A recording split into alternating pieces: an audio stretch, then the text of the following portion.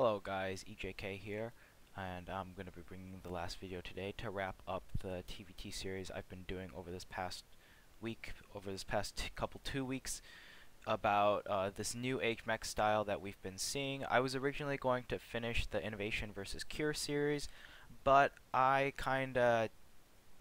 felt like I didn't want to continue supporting, I don't want to post videos that go through a paywall because they were from the GSL Twitch, and I know that there are ways to get around it, obviously, but I don't want to be that kind of person to promote it or anything. So I was looking for some games, and 4GG versus MMA on Deadwing I think is going to be a good game to wrap up this series. It's going to be focusing, so after I explained in the previous videos on how to play this new age mech style, this is going to be the last video about it, and it's going to be how to kind of stop it, if you know what I mean. 4GG doesn't do the exact same kind of medvac hellbat style that we've been seeing, but we're going to see MMA versus 4GG, and let me start the game while I talk. Like, why not, right? There we go. Yeah, it's gonna be kind of a good basic guideline to how to play against a mech player. And 4GG, he's no pushover by any means, and he was one of the first Terran players to really start going mech in TvT. So this kind of mech style has a lot of elements from his own unique style, a lot more than what we've been seeing lately. Innovation going for the double reactor factory and getting a really high Hellbat Hellion count.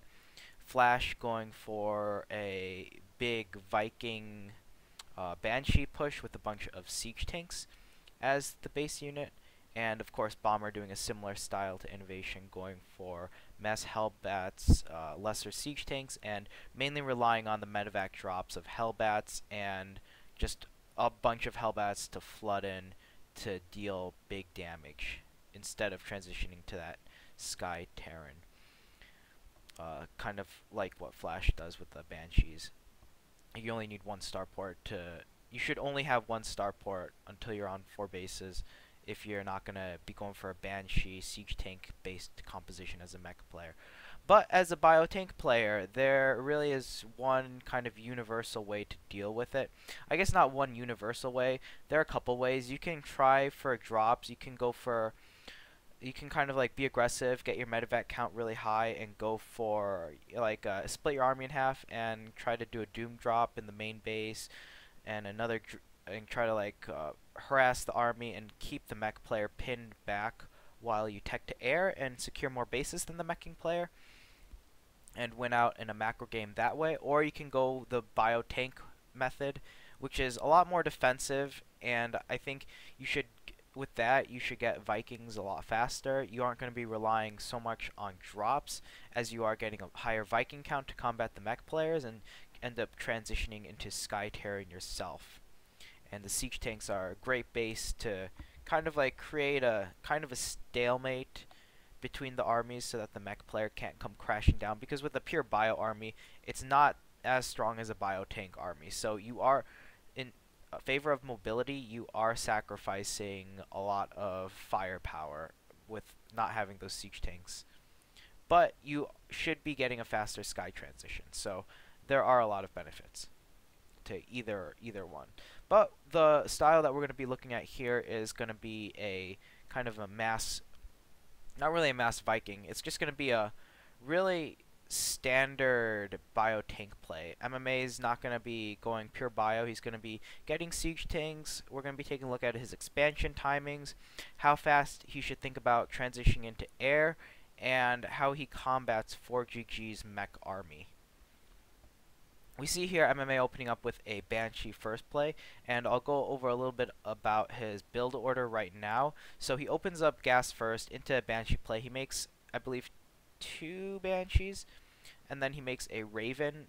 You need the Raven for anti-Viking, or not Viking, anti-delayed Cloak Banshee harass, because like 4GG, if he makes Cloak Banshees right now, just having a Raven really shuts down any potential that Cloak Banshees can accomplish, because there are blind spots with the turrets, so having a Raven and a couple Vikings really puts a timer on the counter Banshee based play that 4GG might be doing here. But more focused on MMA's build, he is going for a fast 3 command center follow-up. We see the second command center being built right now. I think he kind of delayed his... He's adding his barracks on a little bit faster than I'd like. He delayed that orbital a little bit. MMA's macro is definitely not his strong point. He has different fundamentals that make him good at the game, such as very solid... not macro. He has a lot of small macro slip-ups with his mechanics, but macro-wise, like knowing just taking his bases and generally keeping his money low, knowing when to add production, and just strong fundamentals, I guess, that really make him a well-rounded player. We see that third command center, though. That's probably going to be that is definitely what the, I guess I would call metagame currently is in favor of in TvT right now if you're going for biotank play, because it is pretty safe against anything you can throw at it right now.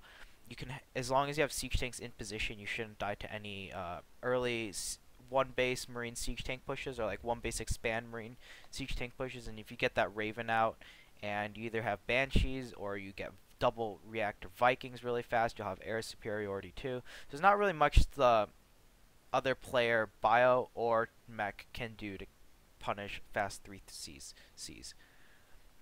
We see here 4GG, he hasn't started his third CC yet. He's going to be starting it relatively soon. This is about the normal time that we've seen most mech players take their third command centers. Probably the only exception I can think of right now is Bomber getting very fast 3 CCs.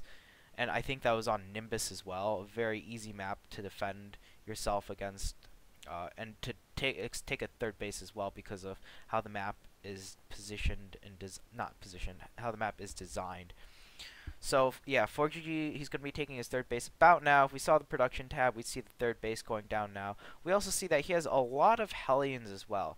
His unit composition, I don't completely agree with here, because as we'll see in a later fight, well, we'll see Hellions attacking Marauders in like a 1v1 situation. Like the Marauders weren't even stacked up and doing absolutely no damage to them. Like the damage done was laughable, and as a result his entire ground army pretty much gets annihilated.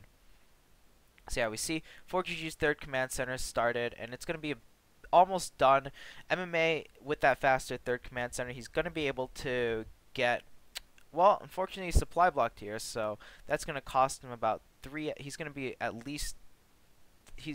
about 6 SCVs behind from where he'd like to be right now. So he should be closer to 100 supply, but he isn't due to that supply block. And that's what I was talking about. MMA is a good player, but these kinds of supply blocks and macro mistakes happen consistently enough that I wouldn't consider his mechanics to be at all top tier anymore. I guess top tier is a relative word. Yeah, they're good enough so that he's not going to lose with them, but they're not good enough so that he gains any kind of advantage against other high-level players. Like, it's not going to put him ahead. So, like, the supplies are relatively even right now. MMA should be slightly ahead because of how he opened up, but he isn't. And 4GG, even with that later third command center, he's still going to have a higher supply for most of the game, just because his macro is better than MMA's. But we don't have to worry too much about the supply difference right now. It was just a small thing I wanted to point out, because this is cross positions Deadwing. And by the time you reach the other side of the map, the defender's advantage is going to kick in, so you can really only push when you're max supply if you want to take big, or if you want to like look for the engagement, you have to wait until you're maxed out to engage the other army. We see a lot of Hellbats for 4GG. I think this is this mass Hellion style is more in favor of playing against the kind of bio style that delays tanks. We see on the production or the units tab, MMA had 6 tanks while 4GG only had 1 14 minutes into the game. As a mech player, having 1 tank 14 minutes into the game is very, very, very little. 4GG is relying very heavily on Hellion and then Viking he has a higher Viking count at least, and he has a couple banshees with a Raven, so he's gonna have air superiority in case MMA does decide to push out. So 4GG has a really mobile force here. That's gonna be a lot easier to deal with Doom drops because of his air mobility and his mass Hellion mobility. But it's in a straight up fight like this, it's not going to be as great. And we see 4GG when he engages here shortly, he's not even going to transition them into Hellbats. That's why I think it's a very questionable decision trying to engage MMA like this. We see the two army compositions of both players here. 4GG only with 3 tanks. He does not have enough firepower to break this. He still tries to go in forcefully, and just this defensive siege tank fire is really hammering at 4GG's Hellion count. And like, even though he has a lot of Hellions, losing like 5 Hellions like that just to some siege tank fire before retreating really adds up, and you really can't replenish that fast enough in this kind of a situation. We see here the Raven with that Hunter Seeker missile doing good damage. Like, that's a lot of damage to 4GG's main army, or main damage dealing army. We see here, like, these Hellions, yeah, there's a lot of them and they're fighting Marauders, but as you see here, these Marauders are not dying. And there's a lot of not a lot of Banshees. There's a couple Banshees to clean this up, but there's that just really wasn't a great fight for 4GG. MMA's up 40 supply, and that probably couldn't have gone any worse for 4GG and couldn't have gone any better for MMA. He does have those 2 Banshees to deal with, but if he gets enough Marines out and he just retreats to a tower and he doesn't lose too many tanks, he should be alright. Alright, the important thing I want to note here is that MMA is up 40 supply. He has a 4th base right now, and I believe it's finished because it's not showing up on the production tab. 4GG only has 3 bases. He has not started a 4th base either. So right now in this game, MMA is up a base, and he's going to have a pretty large economic advantage as well, because he is also up significantly in army supply as well. I guess 29, 30. Yeah, so he's up about 50% in army supply, and he doesn't have to remake his army as fast as 4GG. 4GG at this point on 3 bases, he's going to be forced to spend all of his money on not transitioning into air, not countering MMA's air transition, but to replenish his mech army. So getting siege tanks, getting some Banshees, some Vikings, not really any Sky Terran, more of a ground army based mech composition. MMA on the other hand, he has the liberty to transition out of this biotank army because 4GG isn't going to be able to be aggressive for a lot longer, or for a very long time, I mean, and to just kind of like get a big enough air army out so that 4GG can't produce enough air units to counter MMA's air army, and enough ground units to counter MMA's ground army. And this Banshee doing a ton of damage as well.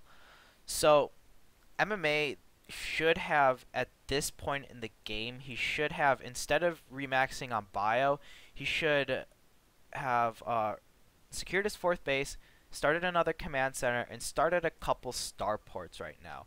That was at about 1640. Let's just call it an even 17 minutes into the game. And as the game progresses, MMA isn't really in that mindset of transitioning into air and obtaining a better army than 4GG's army. Because if we see on the production tab, 4GG's making a Banshee, 4 Hellions, 3 siege tanks, and he has a respectable Viking count and a couple Banshees. But what that loses to is even more Banshees that MMA has the economy to produce, and battle cruisers. Now, I'm saying battle cruisers here because if MMA was to make Banshees, then he would, and MMA has plenty of money to throw down 4 starports, and he already has the 2 armories, but 4 starports and freaking fusion core for battle cruisers. So the reason why you want to go battle cruisers in this situation is because 4GG is only on 3 bases. He can't support air. He can't support an air switch and replenish his ground army at the same time. So if MMA makes a couple battle cruisers and has a lot of Vikings, there's not really going to be anything 4GG can do other than make Thors and try to match the Viking count, which you can't really do on a lower economy than your opponent. But 4GG is getting his 4th base up. It's about 19 minutes into the game, and MMA still hasn't started any starports. He hasn't started his 5th base yet. These are very, very important factors. Like, if he started his 5th base, when I said at about 17 minutes, and started that air transition, he would have had 2 whole minutes. Starports take 1 minute to build. Tech labs take about 25 seconds, so he would have been able to start air production right now before 4GG's 4th base already started. And we see here 4GG is completely broke as well. Now MMA's 5th base is starting to go down. I like what MMA is doing right now. He is doing a drop, and he also set a sensor tower out in the middle of the map to contain his opponent. Not really from any bases. I think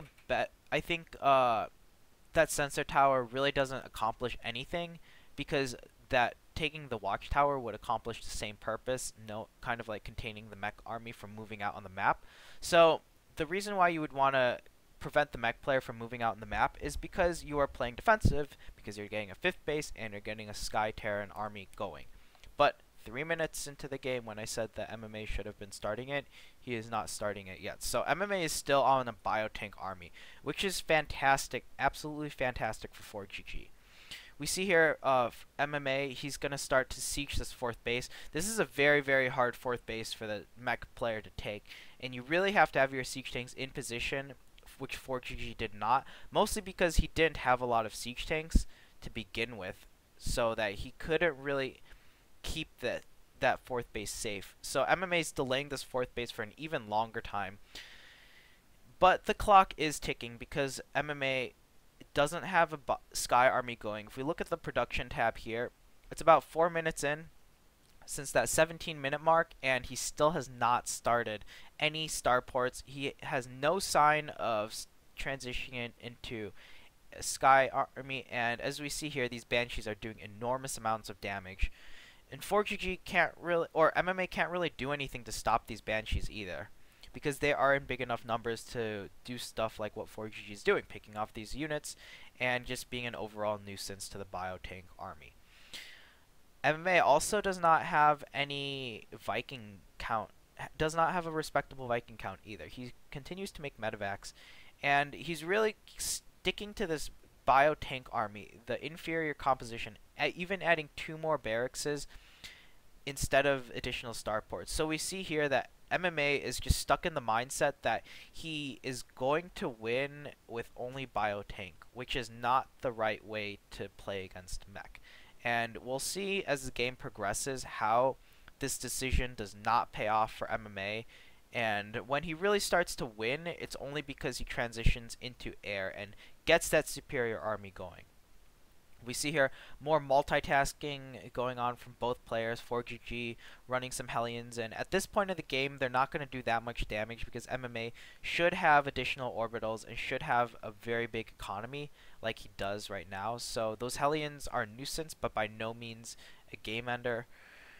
And MMA's just I guess he's containing his opponent. He's maybe shedding some supply. Yeah, I think he's shedding some supply now because he's starting his starports about 7 minutes after I said he should start it too. And he's kind of trading supply. He had too much army supply in the dropships, so that his main army kind of got obliterated. If you have a sieged up position there, like what MMA had, you kind of want missile turrets around your siege tanks so that Banshees can't like easily pick the tanks off, so that Vikings can't float over them and give vision, and Ravens can't get too close either. I mean, they can still throw down 100 secret missiles and stuff, but turrets are just a big nuisance to anything air. And it also shuts down medevacs as well, because the medevacs won't be able to escape for free. You're basically suiciding the medevac and the 2 Hellbats instead of just 2 Hellbats. So having turrets there is very important that MMA did not have, and as a result, 4GG was easily able to break that contain, along with the fact that most of MMA had about 3 dropships worth of units. That's like 10, 20, 30. I would say 30 to 40 supply worth of army that was not in that spot, whereas 4GG had his entire army clustered, or not his entire army, but a lot more than, he had a lot bigger of an army over there. We see here 4GG, he has a very big siege tank based army, and another thing to note is that against this big siege tank based army, one thing that counters the siege tanks very well is Sky Terran, because siege tanks in fact do not shoot up. We see here 4GG is still very, very broke. He's just now gotten his 4th base to mine, I believe, a couple minutes ago, when he was able to break that contain as well. And now MMA is in kind of a bit of trouble because he's just started to produce Vikings. He's making some Banshees. They're more of a panic than anything.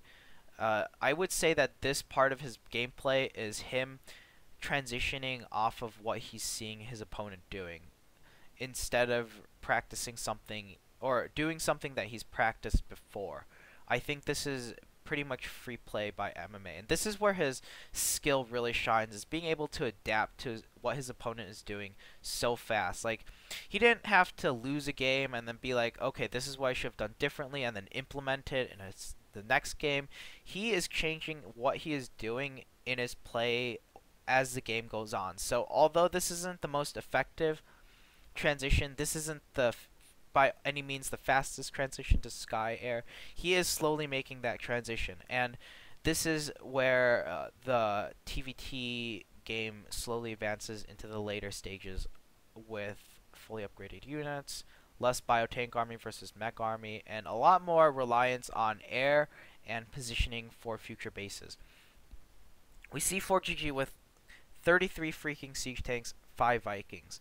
He really likes his siege tanks, and I'm just going to point out one more time that if MMA had any sort of Sky army, even if it was hiding and he transitioned into it like 5 minutes faster than he did, he would have been able to completely wipe away 4GG's army right now. Like, he would have had the trump card essentially against 4GG's army. Like, we see here these 2 Banshees are starting to do a lot of work against 4GG's mainly siege tank army, and that's just 2 Banshees. If he had more than 2 Banshees, like 4 Banshees, that's like 100% faster damage to the mech army. It's just a lot more effective the more air army that MMA has available to him.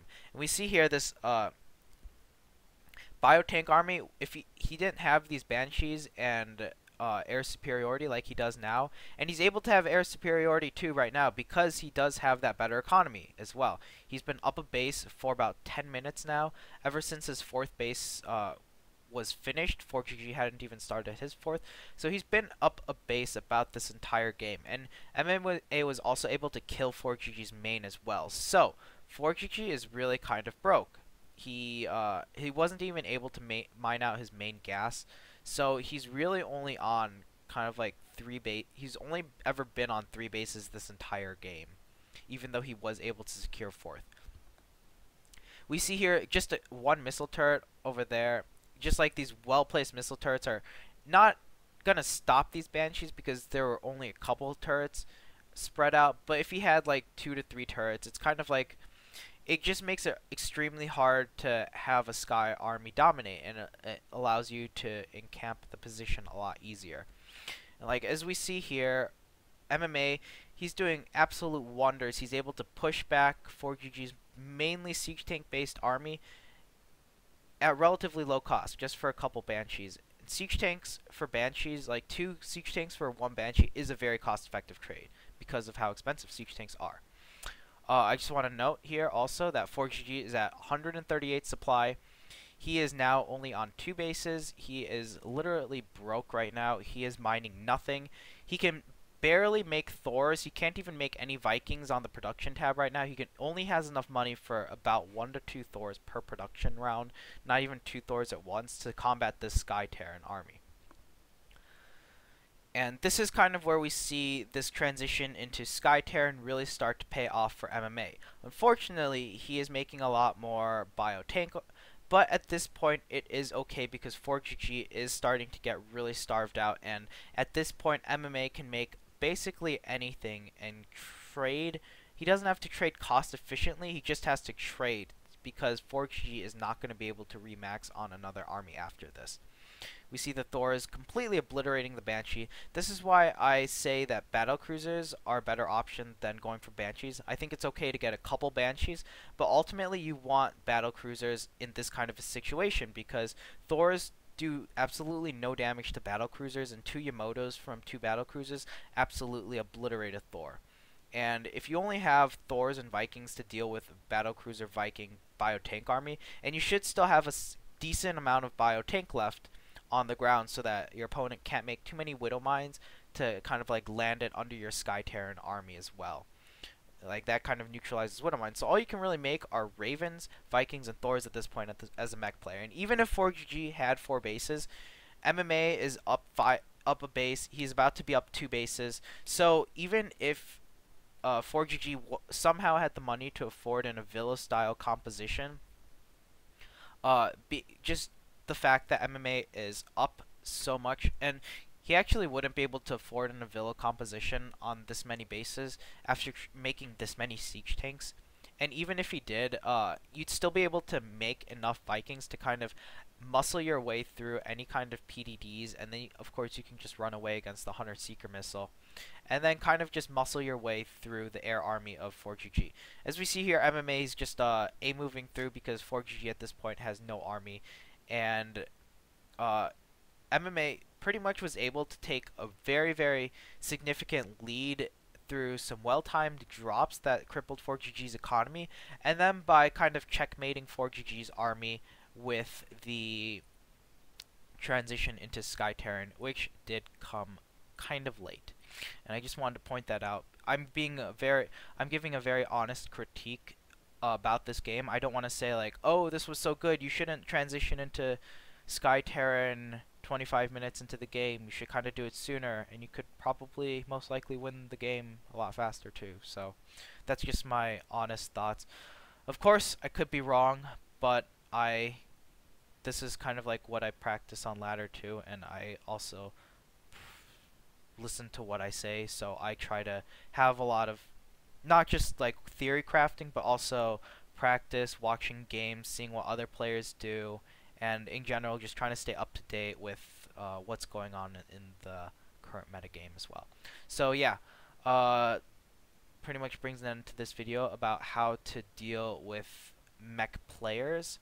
You basically want to obtain a lead through taking faster bases than the mech player, which you can do because the mech army is very slow, and transition into a Sky Terran army as soon as you get the opportunity, probably when you're maxed out.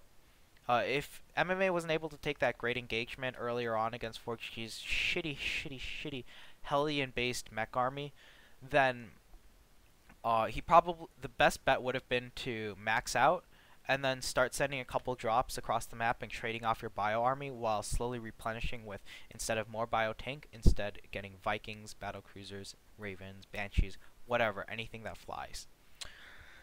So yeah, I hope that helps you guys. If you do not like to mech and you are having problems against it, if you are still having problems or anything, or any questions that I might not have gone over through this video, leave a question down below and I'll answer it as soon as possible.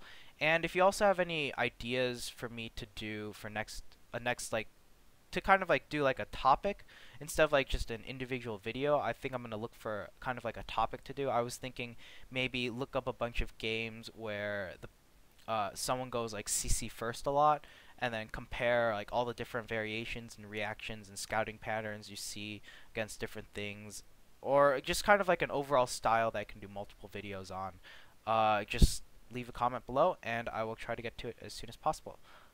So that'll be all for this video, and I will see you guys all in the next one. Ciao.